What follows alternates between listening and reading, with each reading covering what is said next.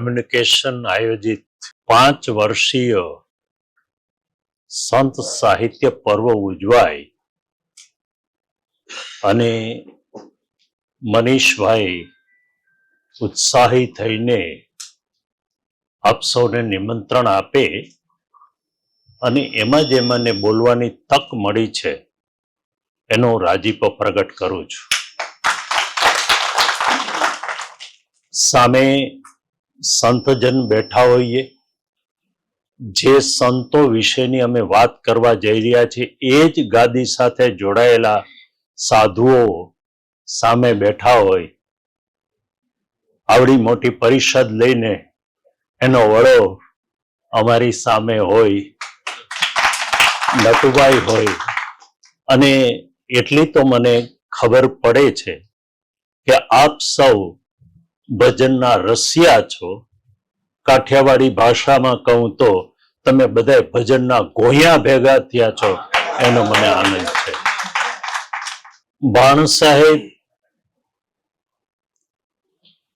એવી પ્રતિભા હતા કે એને કબીરનો અવતાર એના પંથવાળા સ્વીકારે છે. એ ભાણ પછી એ રવિ સાહેબ આવે છે.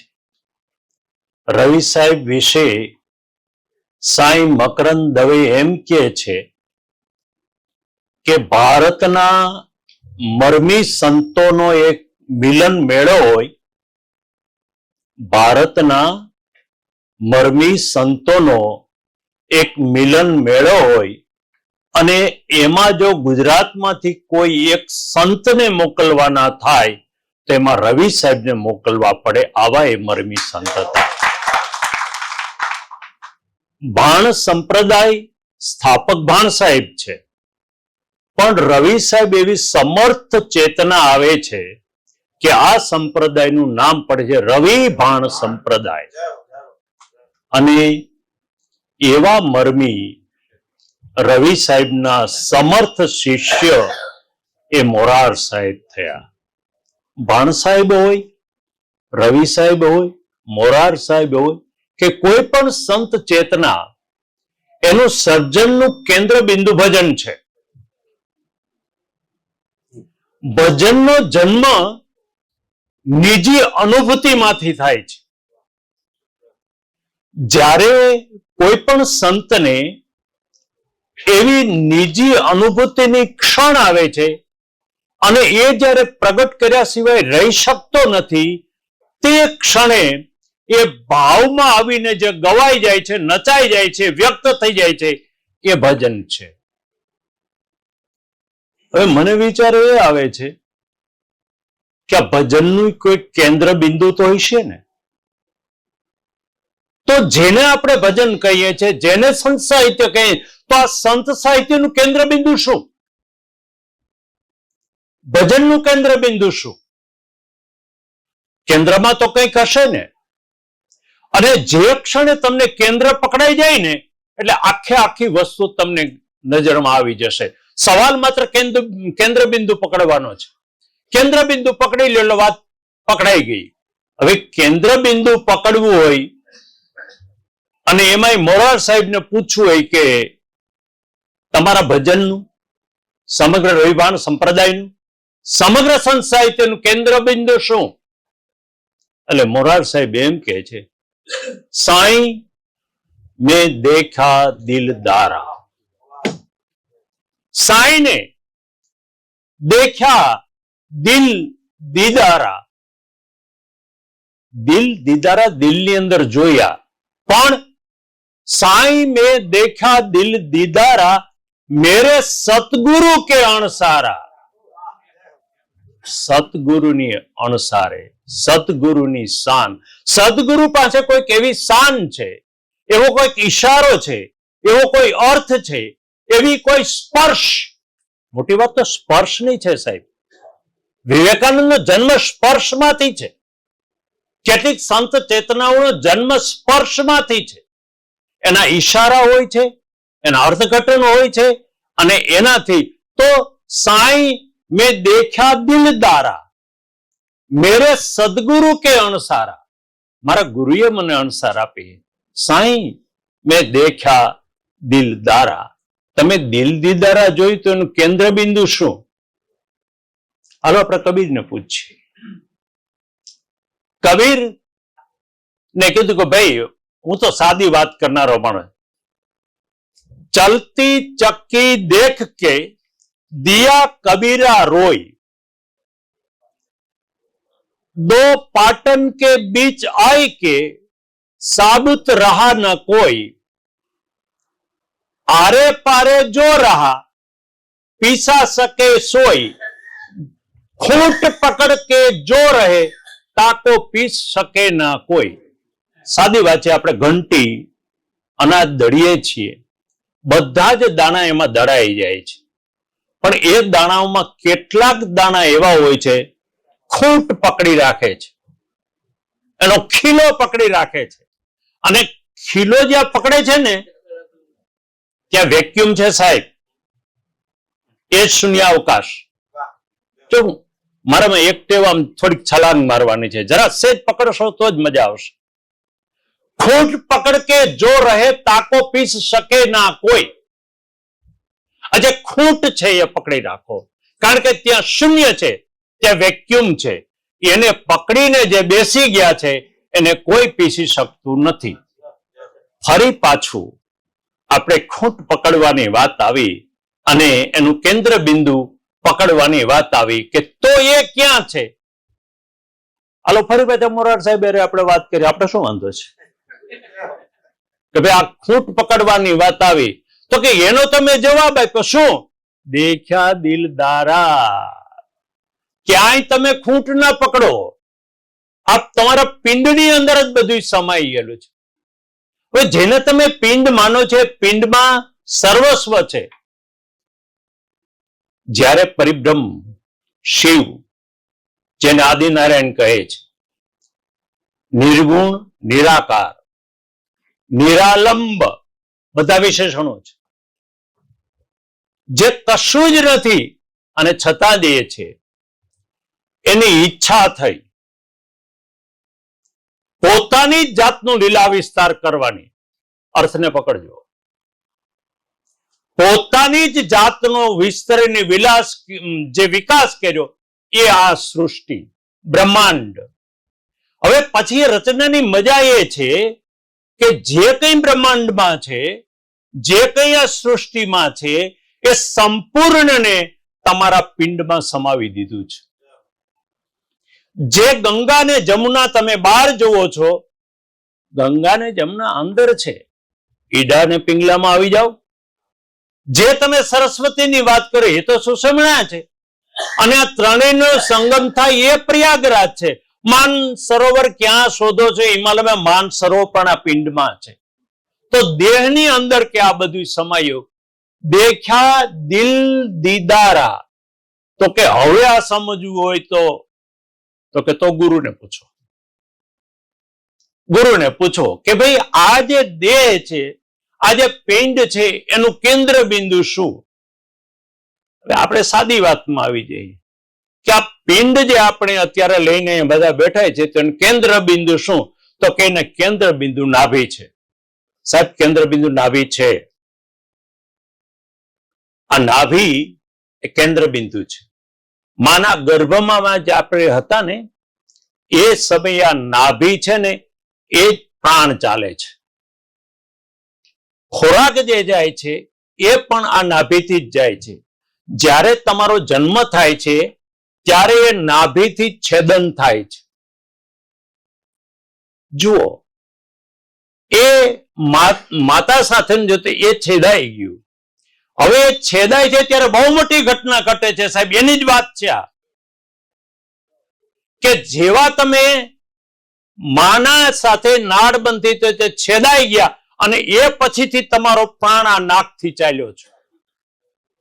પ્રાણ ત્યાંથી શરૂ થાય છે. હતો ક્યાં? નાભીએ.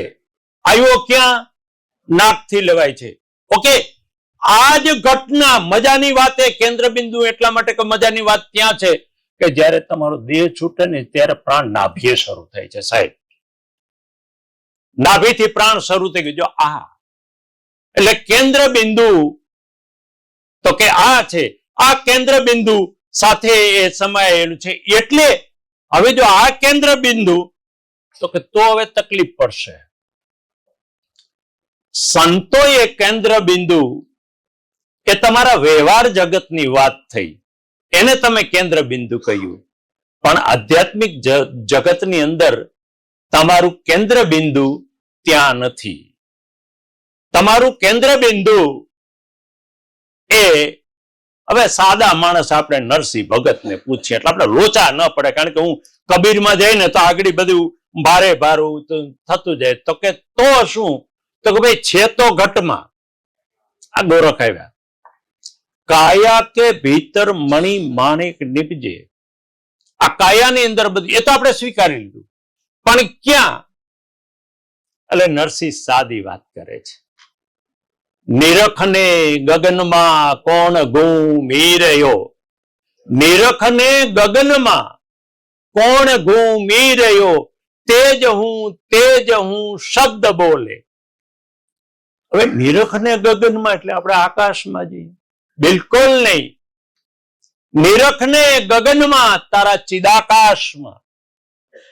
એ જ ચિદાકાશ છે, એ જ સહસ્ત્રાર છે, એ જ બ્રહ્મરંધ્ર છે, અને એ જ શૂન્ય છે. એ શૂન્યમાં તું જઈ અને તપાસ કર, ત્યાં છે. એને તું જો. એટલે વળી પાછી જોવાની વાત આવી તો કે આંખથી નહીં. આંખથી તું જોવા જઈશ તો એ નહીં મળે. તો કે તો નેત્ર વીણ નિરખવો, રૂપ વીણ પરવખવો, વણ જીવાય રસ સરસ પીવો. તારે જો જોવો હોય તો એને એનાથી જો, અને એનાથી જોઈશ ને તો જ તું એના સુધી ત્યાં સુધી પહોંચી શકે, બાકી તને ત્યાં સુધી જઈ શકાશે નહીં.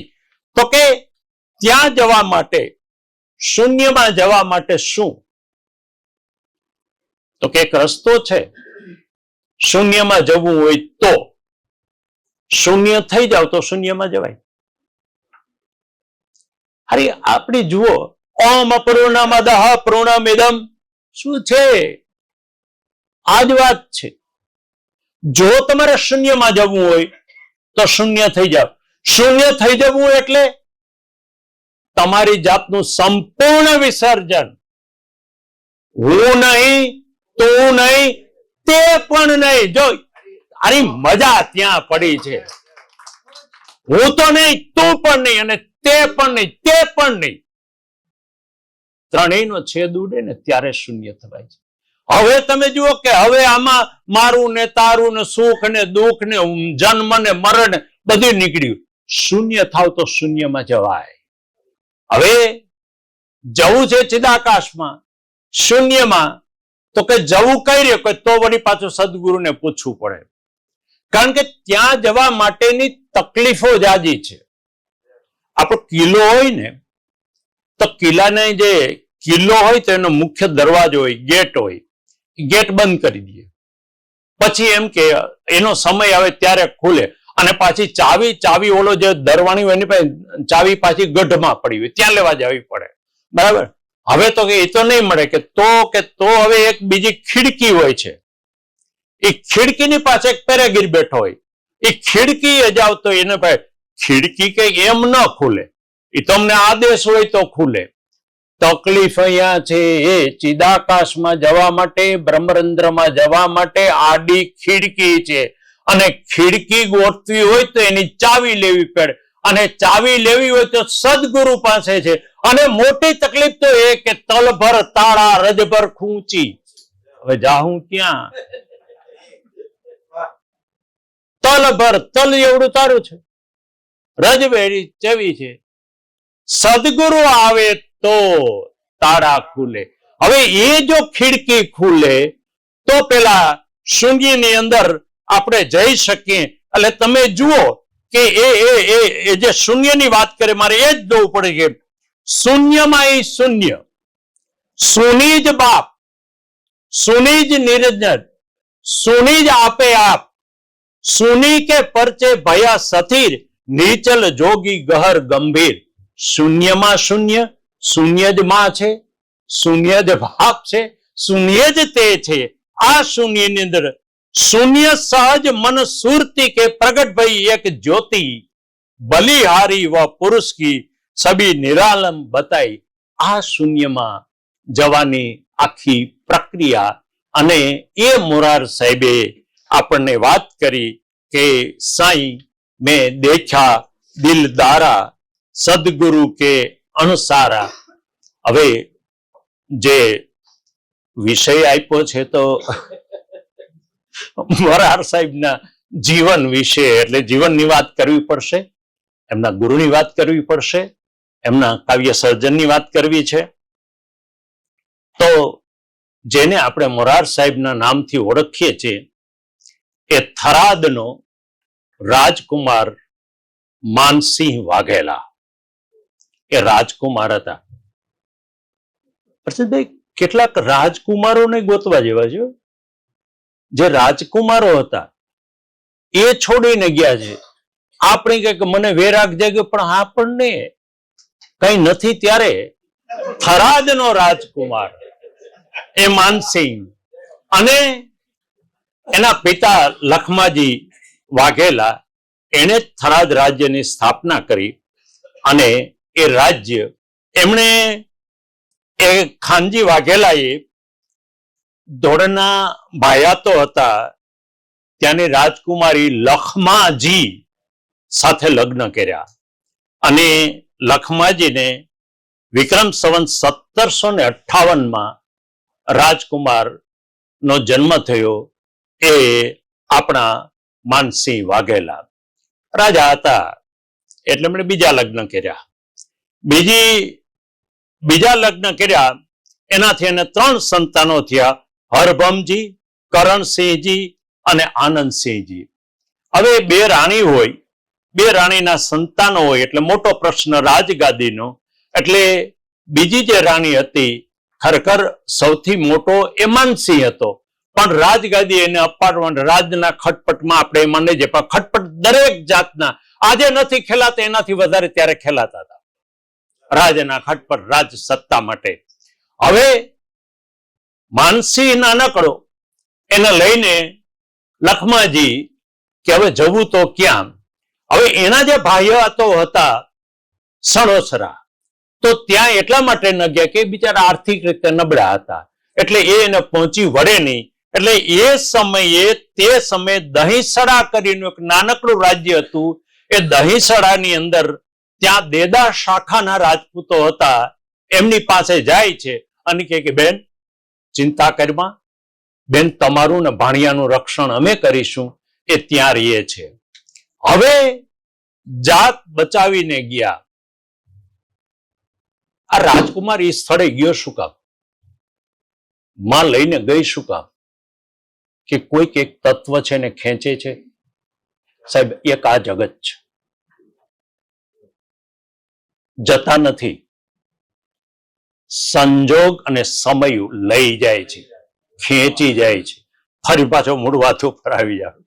હવે દહીંસડાની અંદર બાજુનું એક ગામ છે લતીપર. એ લતીપરની અંદર નાગાજણ અને રાણીબાઈ કરીને દંપતી રહેતા હતા. નાગાજણ રાણીબાઈ ભજન પ્રેમી, ભજન સત્સંગ ચાલે. અને એ લતીપરમાં રવિ સાહેબ ત્યાં પધારે, એમને ઘરે એમનો ઉતારો.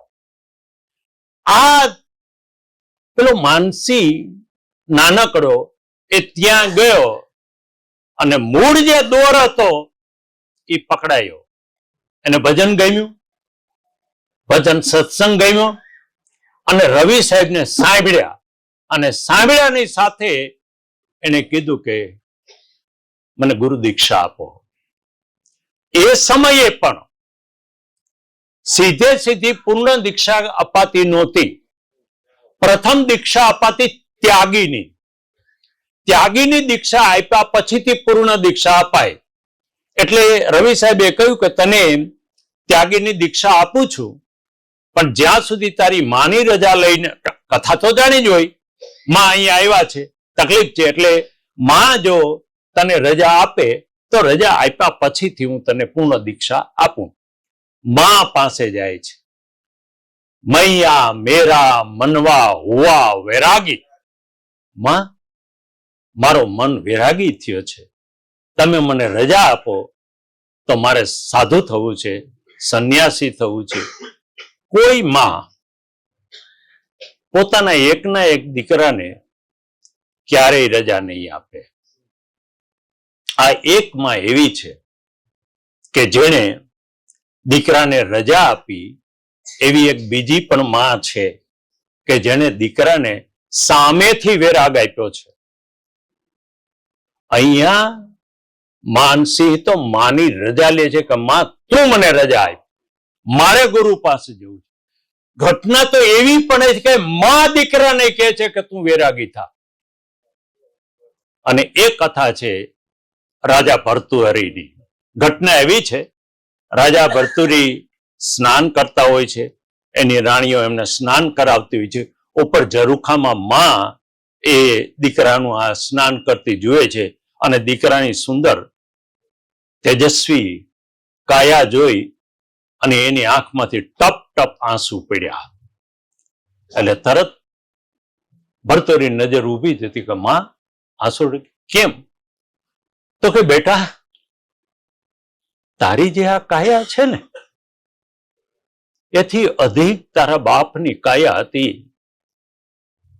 એ પણ મરી ગયો, એને પણ મૃત્યુ પામ્યું, એટલે તારી કાયા પણ આ મૃત્યુ પામશે. ગૌતમ સિદ્ધાર્થ બર યુવાનીમાં નીકળે છે અને એક વયોવૃદ્ધ જુએ છે, એક બીમાર જુએ છે અને એક શબવાહિની જુએ છે. એના સારથીને પૂછે છે કે હું પણ બીમાર પડું? તો કે હા. હું પણ વૃદ્ધ થાઉં? તો કે હા. મારું મૃત્યુ થાય? તો કે હા. બસ આ જ સત્ય. અને સિદ્ધાર્થ ગૌતમ તથાગત બુદ્ધ આપણને મળ્યા. ભર્તુહરીએ ત્યાં જ નિર્ણય લઈ લીધો અને નાથ જોગીને જમાતમાં ભળી જાય છે. આ જ માનસી માની રજા લઈને રવિ સાહેબ પાસે આવે છે. રવિ સાહેબે એમને દીક્ષા આપી અને એમનું નામ મોરાર સાહેબ એ નામ અપાયું. અને એ પછી તો 90 વર્ષ સુધી એ રહ્યા. એમને ખંભેલાડે આખી ખંભાળેલાની જગ્યા તૈયાર કરી અને બહુ મોટી ઘટના, એમાં આપણે નહીં જઈએ. પણ 90 વર્ષની ઉંમરે એમણે દેહ છોડવાનું નક્કી કર્યું. સમાધિ લેવી સાદો અર્થ એ છે કે મૃત્યુ પૂર્વે તમારા મૃત્યુની તમને જાણ થઈ જવી. અને એવા સિદ્ધ પુરુષો હોય છે, એવા સાધકો હોય છે. આમ તો પ્રાણની સાધના છે. પ્રાણ નિશ્ચિત એક ઘેરે નિશ્ચિત સમય સુધી ચાલે એના નિશાનીઓ છે. અને સાધકોને સાધુને ખ્યાલ આવી જાય છે કે હવે મારે સમાધિ લેવાની આ સમય છે. એટલે સંતો, એમના સેવકો બધા એકત્ર થયા, મોરાર સાહેબની સમાધિ તૈયાર કરી અને મોરાર સાહેબ સમાધિમાં બેસવા માટે જ્યાં તૈયાર થયા તે સમયે જામનગરના મહારાણા આવીને કે છે કે આપ દેહ તો છોડો છો, સમાધિ લ્યો છો, પણ આપે મને એક વચન આપ્યું છે કે હું જ્યારે સૌરમંડપ કરીશ ત્યારે તેમાં આપ આવવાના છો, ઉપસ્થિત રહેવાના છે, એવી મને વચન આપ્યું છે. એનું શું? અને એ વચનને 1 વર્ષની વાર છે. એનું શું? હવે સાહેબ આ એક વચન છે ને એ પણ એક અદ્ભુત ઘટના છે. વચન માટે તો વચન પણ વચન વચને થાપન વચને ઉથાપન વચને મંડાઈ જોને પાટ. આ વચને થાપન, વચને ઉથાપન, વચને મંડાઈ જોને પાટ, આ આખી આ વચન ઉપર આધારિત છે. અને ભાઈ વચન ઈ જ નામ, વચન ઈ જ મોતી, વચન મોતી ઈ જ શબ્દ. તો મોરાર સાહેબ ગારું વચન તો આપ્યું છે, વચન ચૂક્યા તો માલદે વચન ચૂક્યા. ફરી 84 માં આવશે, આવવું પડશે વચન. એટલે મોરાર સાહેબે નાળિયેર લઈ સમાધિમાં મૂકી દીધું. ભીષ્મએ મહિના 6 મૃતકને પાછું ઠેલ્યું. મોરાર ઠેલે મહિના 12 મહિના પાછું ઠેલ્યું છે. તો એમણે હવે સમાધિની 3 પ્રક્રિયાઓ છે. એક પ્રક્રિયા એ છે કે જ્યારે દેહ છોડવાનો સમય હોય અને એ પ્રમાણે તમે દેહ છોડી દો, દત્તગંગા આવે, સમાજ આવે, સાધુ આવે, ગુરુ આવે, બધીની હાજરીમાં તમે છોડો. ઓકે, વાત પૂરી. હવે એ મૃત્યુની સમયને પાછી ઠેલવી, આ એક પ્રક્રિયા. હવે પાછી ઠેલવીમાં સમયને પાછો ફેરવો. એટલે મોરાર સાહેબ આવ્યા, કઈ રીતે ઠેલાય છે એની પ્રક્રિયા છે, એમાં નહીં જાઉં. પાછું ઠેલી શકાય છે, સાધુ સંતોના પ્રમાણ છે. હું મારા પ્રમાણની વાત નથી કરતો, સંતોના પ્રમાણની વાત કરું છું. પાછું ઠેલી શકાય એટલે 1 દી, 2 દી, 5 દી, 15 દી, 6 મહિના અને વર્ષ સુધીનું તો આવી ગયું. એક પ્રક્રિયા આ છે. અને મોરાર સાહેબે એક પ્રક્રિયા, તમારી સમાધિ લેવાનો નિશ્ચિત સમય હોય, એ નિશ્ચિત કાળ જ હોય છે. એને બદલે તમારે વહેલા જવું પડે. એટલે દેહ છોડવાની પહેલા તમારે દેહ છોડવો પડે. હમણાં ભાણ સાહેબે મેપો ભગત એમ કે રામ દુઆય, અને એ જે જગ્યાએ કે એક ડગલું આગળ ભરો તો ગુરુ મહારાજ એક ડગલું આગળ ભરો તો તમને રામ દુઆય છે. એટલે ત્યારે એમને સમાધિનો સમય અને ત્યારે એને દેજો.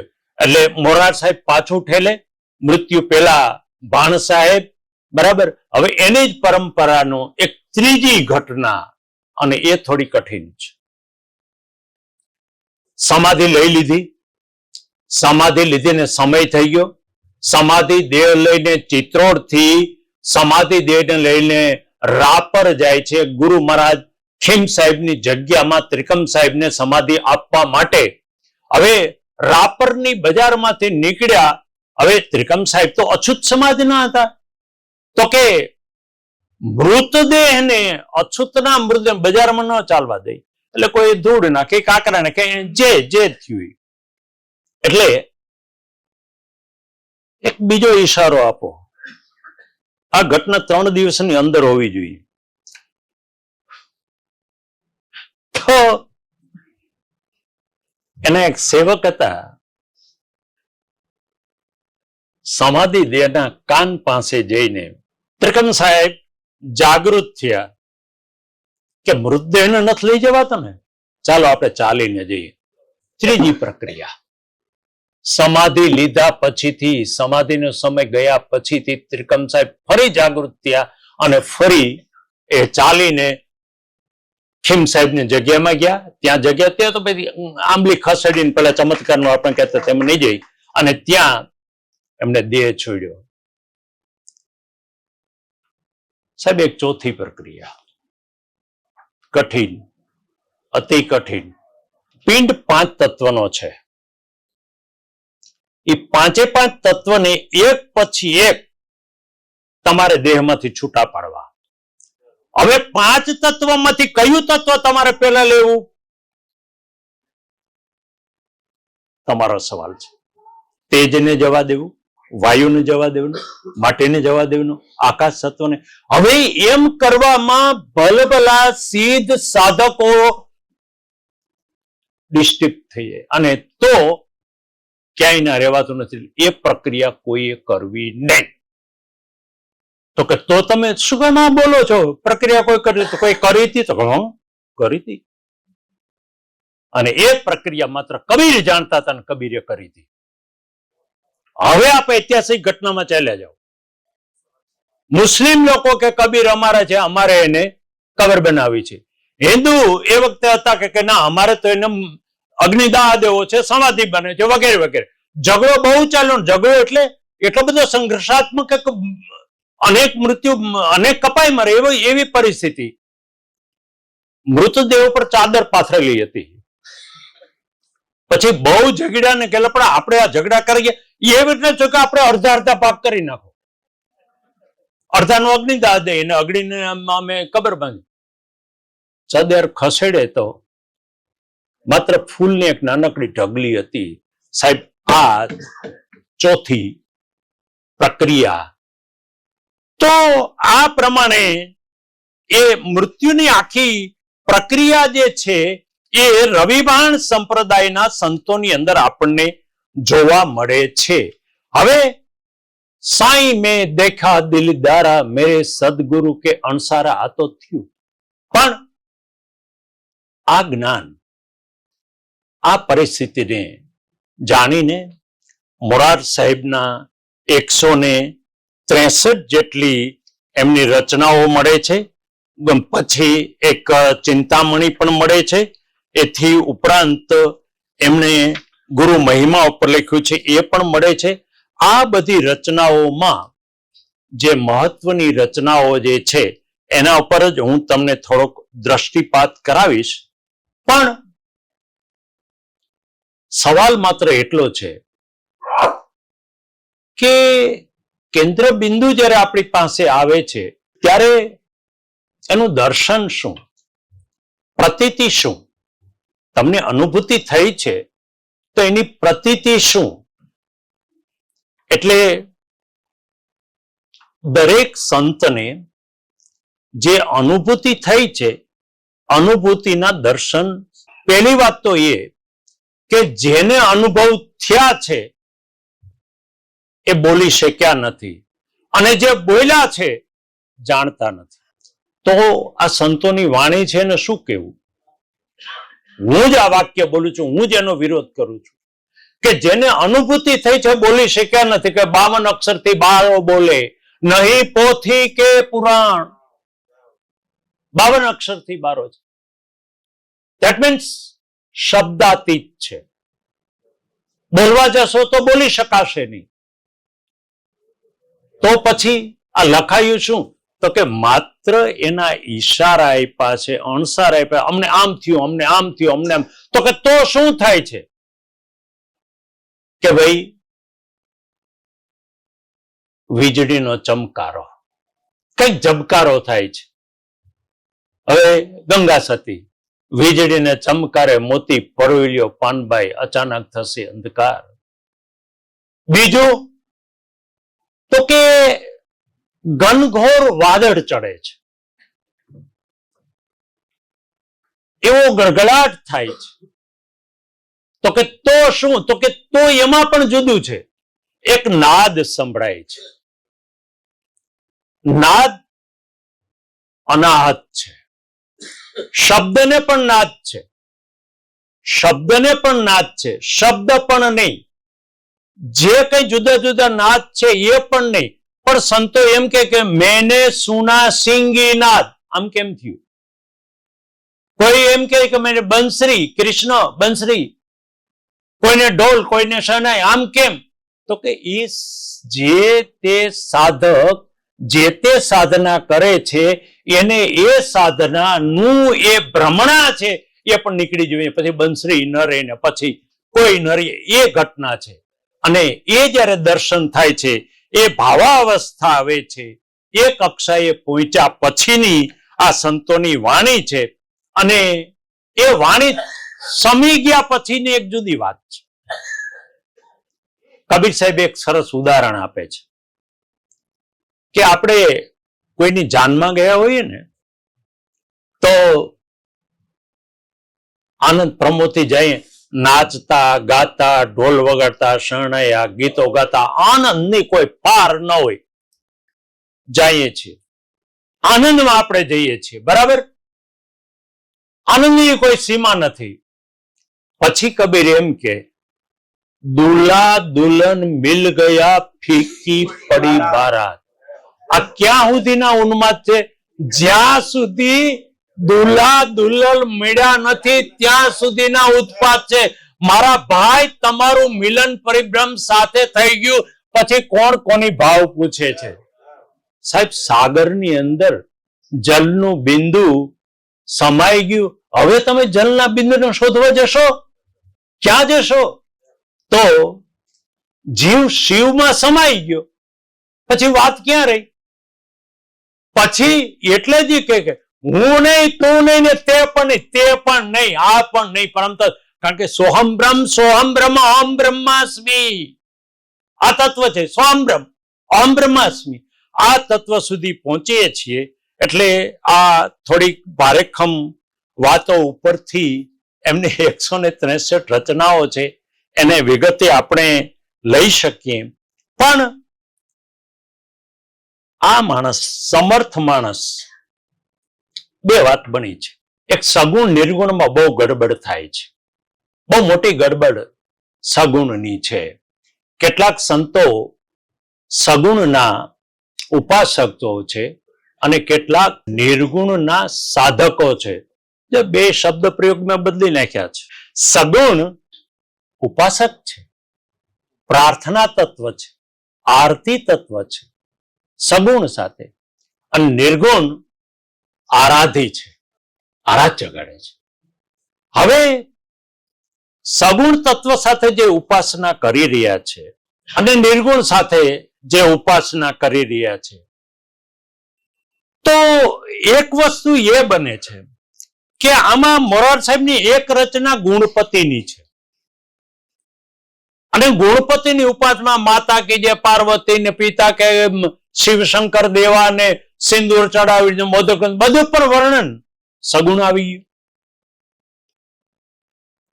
હવે રવિબાણ સંપ્રદાય ની જે વાણી છે, રવિથી માંડીને બધા નિર્ગુણમાં રમ્યા છે, એ જે રામની સ્થાપના કરે છે એ રામના રૂપને ઓળખજો. બીજા રામ દુહાઈ હતી એ રામ, જો અયોધ્યાપતિ રામને વંદન, સવાલ નથી. એક રામ દશરથ ઘર ડોલે, दूसरा राम घट घट वापी, तीसरा राम का सकल पसारा. एक दशरथनी घेर, एक घटघटवासी, एक का सकल पसारा, चौथा सबसे न्यारा उनको पाम ले, એને મેળવી લે ને. આ ચોથામાં જ જવાનું સ્ટેપ, ચોથા નહીં જ. હવે આ ગુણપતિની વાત કરે મને શંકા કે તો આ ગુણપતિ સાહેબ, પ્રથમ ગુણપતિની જ આરાધના કરવી પડે, કારણ કે મૂલાધાર ચક્રનો સૌથી પહેલો એ સાધક છે. હવે એ પછી તેને વાત કરી ગુરુની. તો ગુરુ મહિમા હવે આપણે જાણીએ છીએ, ગુરુ થકી બધું આપણે અત્યાર સુધી વાત કરી. જ્ઞાન પણ ગુરુ થકી, તમારી શંકા ગુરુ નિવારણ કરે, ઈશારા ગુરુ આપે, છેક સુધી ગુરુ. પણ પછી તકલીફ આવે છે. ગુરુ એટલે જે દ્રશ્યમાન છે એ, જો સદગુરુનો સ્વીકાર છે. રવિ સાહેબે ભાણને ગુરુ સ્વીકારે, મોરારે રવિને સ્વીકારે છે, જીવને ભીમને સ્વીકારે છે, એમ સવાલ નથી. પણ એ પછીથી આ જ સંતો એમ કે છે, બેની મુને ભીતર સદગુરુ મળી, આજ વર્તાણી મને આનંદ લીલા લેર. હે મારી બાયુ, હે મારી બેનું, ભીતર સદગુરુ મળ્યા. જ્યાં સુધી તમે ભીતરના સદગુરુને, આ ગુરુ જરૂરી છે મારા ભાઈ. આ નાવને તરવા માટે તમારે નાવડી જોઈશે જ. નાવડી ગુરુ વિના તમે ખેવૈયા નહીં થાવ. પણ કાંઠે આવ્યા પછી તમે નાવડી બગલમાં નાખીને ઘેર ઘેર રખડવાના છો? તો કે તો એ ગુરુએ મને ભીતરના, હે બેની મુને સદગુરુ ભીતર, ભીતરના સદગુરુ જગાડવાની વાત છે. તો પેલી સગુણની વાત અને નિર્ગુણની વાત ફરી પાછો ત્યાં આવી જાવ. નરસિંહ મહેતા તો સગુણ જ છે, એમાં કોઈને વાંધો ન પાડી શકે. કારણ કે એને ગોપી ભાવ, જશોદાના, કનૈયાના, બાળલીલાના, કૃષ્ણ ભક્તિના નરસિંહ મહેતાએ, એટલે સગુણ ભક્ત જ છે, એમાં કોઈ સવાલ નહીં. આવો સગુણ ભક્ત અંતિમ સમય આવે છે ને ત્યારે સગુણ નિર્ગુણમાં પલટાયો છે સાહેબ. એક ભૂમિકા આવે, જવાય છે સગુણમાંથી નિર્ગુણમાં. યાદ રાખો, તમારે નિર્ગુણમાં જવું હોય તો સગુણમાંથી પસાર થવું જ પડે છે, પછી તમે નિર્ગુણમાં જાઓ. અને પછી નરસિંહ એમ કે જ્યાં સુધી આત્મ તત્વ ચીન્યો નહીં, નિરખ ને ગગનમાં પછી આવે. આદ્ય તું, અંત્ય તું, મધ્ય તું, પરમ તત્વ આવ્યા નિર્ગુણમાં. હવે મીરા છે એ તો કૃષ્ણ ગોપાલને વરી ચૂકી છે, એને પતિ માને છે, માત્ર કૃષ્ણ ભક્તિ સાથે જ જોડાયેલી છે. અને રૈદાસને મળી ગયા, રૈદાસ પાસે જાય છે, કે છે કે બહુ સારું, કૃષ્ણ સ્વીકારે છે. પણ મીરા, રામને ઓળખો ને. ફરી પાછા આપણા પેલા રામ આવ્યા. એક ગુરુ પાસેથી એક શાન એવી મળી કે પછી એ જ મીરા એમાંથી પલટાઈ જાય છે અને રામ રસ ની અંદર એ એટલી બધી ગોઠવાઈ જાય કે ન પૂછો વાત. હવે દાસી જીવન તો પોતાની જાતને રાધા કહે છે. હવે આનાથી મોટી ભક્તિ પુરુષ પુરુષાર્થન આખું લીન કર્યું. નરસિંહે જેમ કર્યું કે આ કે હું તો રાધા છું, હું દાસી છું, હું નોકરાણી છું. બરાબર. સગુણમાં આવ્યા. હવે એ દાસી જીવન એમ કે સાયાજીને મળવાને હાલો, સાયાજીને મળવાને હાલો, સખી જઈએ શૂન્યમાં. આવી ગયું નિર્ગુણ. તો તમે જુઓ, હવે જુઓ, નિર્ગુણ નો બેઠતા જ બાદશાહ તો કબીર, એ તો નિર્ગુણ છે, તો એ પાછો સગુણમાં. તો કે કબીરે જે પ્રેમ લક્ષણાની જે આરત મૂકી છે, પણ જો કબીરની આરત પેલી પરમ તત્વ સુધીની છે, પરમાત્મા તરફની, પરિબ્રહ્મ તરફની. અને એ તો કે જીભે છાલા પડ્યા, હે બોલી બોલીને જીભે આંખે જાય પડી આ કબીર. અને એ જે વાત કરે, અને છેલ્લે તમે જુઓ, આ બધાનું સમીકરણ જયારે સમાપ્ત કરે છે ત્યારે સંતો એમ કે પ્રેમના તંતમાં સંત જયારે ભાઈ પ્રેમ કરો ને બીજી બધી માતાઓને ગોલી મારો. તો આ રીતે એને ગુરુ સગુણમાંથી એ જ પ્રમાણે એમનો જે મધુરા ભક્તિ છે ને એ મોરાર સાહેબની અદ્ભુત છે, પ્રેમ લક્ષણા ભક્તિ. પણ નિર્ગુણમાં સગુણમાં એમાં હવે આપણે ન પડીએ, પણ જે મોરાર સાહેબે જે વાત કરી એની પ્રેમ લક્ષણાની અદ્ભુત વાત કરજે. માત્ર પંક્તિઓ. મારું ચિતડું ચોરાયેલ રે, મનડું વિંધાયેલ રે, કોડીલા વર કાનસે, હરી વિના વાદેલ રે ને વેરાગ રે, ઓધાજી વાતું કોને કહીએ.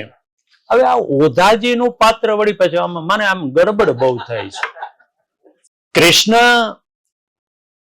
ગોકુળ છોડીને મથુરા ગયા, એટલે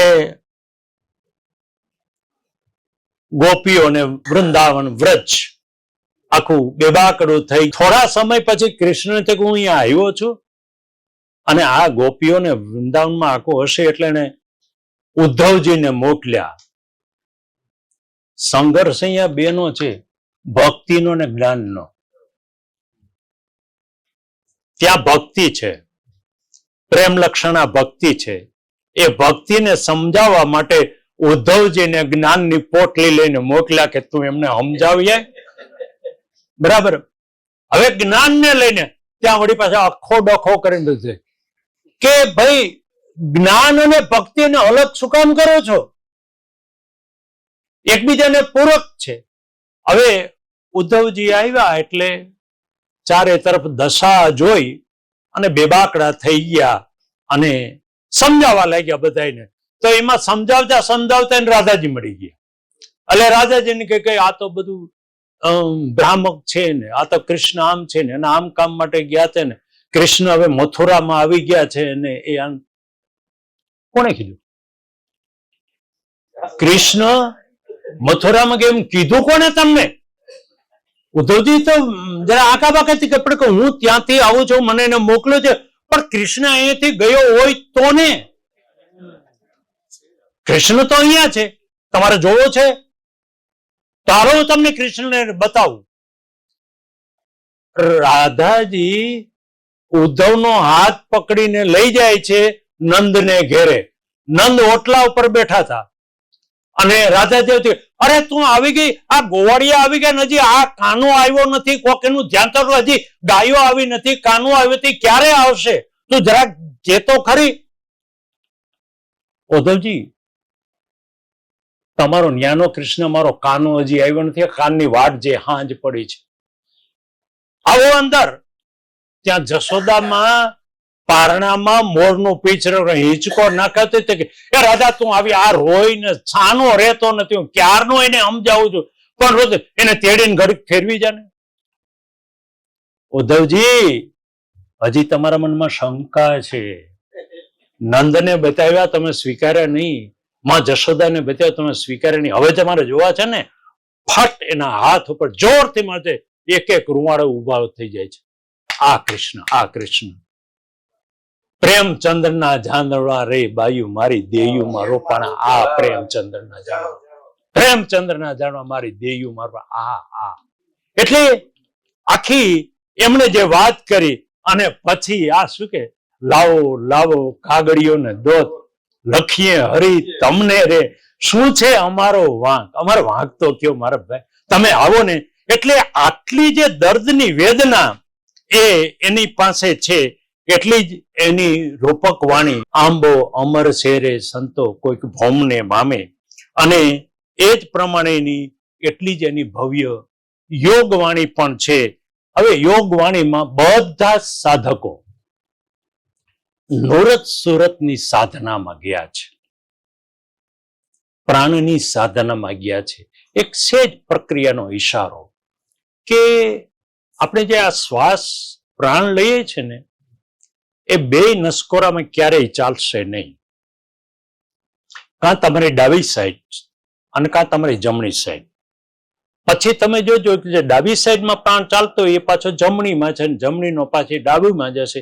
સેજ તમે કેન્દ્ર તો વચ્ચે થોડોક સમય એ રોકાય છે, બરાબર. હવે એને ઈડા નાડી, પિંગલા નાડી કે છે, ને વચ્ચેની નાડીને સુષુમ્ના નાડી કે છે. આ પ્રાણ સાધના છે. હવે એ જયારે પ્રાણ સાધના ચાલતી હોય તો એમાં એ છે કે જ્યારે તમે ઈડામાંથી પિંગલા, પિંગલામાંથી ઈડામાંથી વચ્ચે સુષુમ્નામાં ઠેરાવ છો, ત્યારે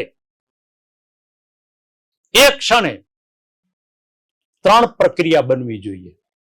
ત્રણ પ્રક્રિયાઓ જ્યાં સુધી ભેગી નહીં થાય, આ પ્રાણનું સુષુમ્નામાં ઠેરાવું, એક ક્ષણે સુરતાનું તેમાં જોડાઈ જવું, અને એ જ ક્ષણે પેલા પરમ તત્વમાં તમારું ધ્યાન કેન્દ્રિત. આ ત્રિવેણી સંગમ થઈ ગયો એટલે માનસરોવર આવી ગયું. ત્યાં જ આખું ત્રણે ત્રણ ક્રિયા આ સાધનાની ભૂમિકા.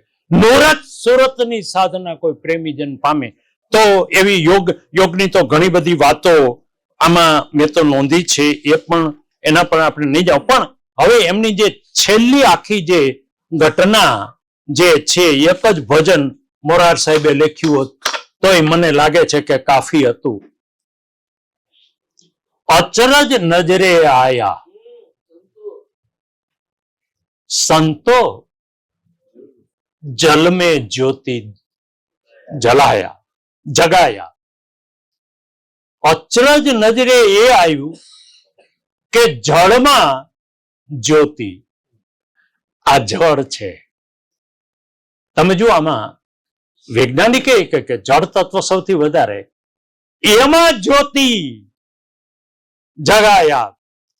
बिना मूल एक तरुवर ठाडा, डार पान नहीं छाया, फल बिन फूल बिन फलिया, तीन लोक छवाया. આ ઝાડ જ અદભુત છે. કાયારે મૂળ વિનાનું ઝાડવું. રવિ સાહેબ, કાયારે મૂળ વિનાનું ઝાડવું. સાહેબ, મહાભારત ઉર્ધ્વ મૂલઃ અધ શાખા આપણા મૂળિયા ઉપર છે, મૂળિયા ઉપર છે. તકલીફ આપણને ક્યાં પડી કે આપણે જયારે ત્યાંથી નીકળે ને, ખબર, આપણે નાના છોકરાનું બાલવાડીમાં મોકલીએ ને એટલે આપણે અહીંયા ટેક મારી દઈએ, નામ ઠામ ને એના ફોન નંબર ને, એટલે ખોવાઈ ન જાય, એટલે એ મળી જાય.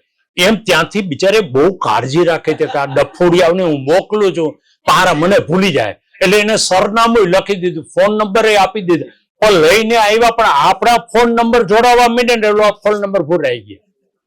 તકલીફ ત્યાં છે. તો મૂળ ત્યાં અને ત્યાં જવાનું. પણ ફળ ફૂલ વીન આ એવું એક ઝાડ છે. હવે ત્યાં એક સરોવરને કિનારે હંસા ચુગત હૈ, ચાંચ બિન ચુગના, પાણું બિન ચલના, વિના પંખ से उड़ जाए उन देश के हम वासी. હું એવા દેશમાંથી આવું છું, એ પંખી છે, ચાંચ નથી અને ચૂગે છે, પાઉં નથી ને ચાલે છે, પાંખો નથી ને ઉડે છે. હમ ઉસ દેશ કે. ત્યાંથી આપણે આવ્યા છે. તો એ કે છે કે વિના મેઘ વીજળી ચમકે, વિના મેઘ બીજલી ચમકે, બિના વાદળ વરસાય, અધર દરિયા સુભર ભર્યા, સમુદ્ર લહેરા સમાય. એક આમ તો મેકરણનું છે, દાદા મેકરણ કચ્છ. સામાન્ય રીતે મેઘ વરસે અને ધરતી ભીંજાય, મેઘ વરસે અને ધરતી ભીંજાય. દાડો ઉલટા ચાલે છે. ધરતી વરસે અને મેઘ ભીંજાય. સાહેબ સીધી વાત છે, વરસે અને એ ભીંજાય. બહુ ઊંડો નહીં જાઉં. તો વિના મેઘ બીજલી અધર દરિયા સુભર ભર્યા, સમુદ્ર લહેરાય, बिना पृथ्वी एक पर्वत ठाना, तापर जल जमाया, उन जल बीच एक जोगी बैठा, नूरते नाद जगाया, जोगी ये ત્યાં બેઠો છે. ફરી પાછા શૂન્યમાં એક જોગી બેઠો. નહીં નામ રૂપ, નહીં આકાર, નિરાલંબ, કોઈ આલંબ જ નથી. અને એ છે, એને ત્યાં આ જોગી ત્યાં બેઠો છે. રજ મોરાર રવિ કે ચરણ, તુરંત તમાશા પાયા. તમાશા મોરાર સાહેબ કે મેં જોયા છે. તો સવાલ અહીંયા સંતોએ કબીરથી માંડીને આજ સુધીના દરેક સંતોએ આપણને એક જ માર્ગ આપ્યો છે, તું તારી જાતને ઓળખી લે. જે ક્ષણે તને તારી ઓળખ થઈ જશે તો તું જ પરિબ્રહ્મ તત્વ છે. પણ એ અનુભવાય તો, એ જગ્યાએ પહોંચો તો. અને બીજી મહત્વની વાત એમણે એ કરી છે, પ્રેમથી ઉત્તમ કોઈ તત્વ નથી. મેં થા તબ હરી નાહી, હરી હૈ તબ મેં. પણ વાત આપણે આટલી જ યાદ રાખીએ, વર્ષે ધરતી ભીંજે આસમાના. કોઈ એવા સદગુરુની આપણને કૃપા મળે અને આપણી ધરતી વર્ષે અને મેઘ લીલમ લહેર થઈ જાય. એવા મોરાર સાહેબ, રવિ સાહેબ, ભાણ સાહેબને વંદના સાથે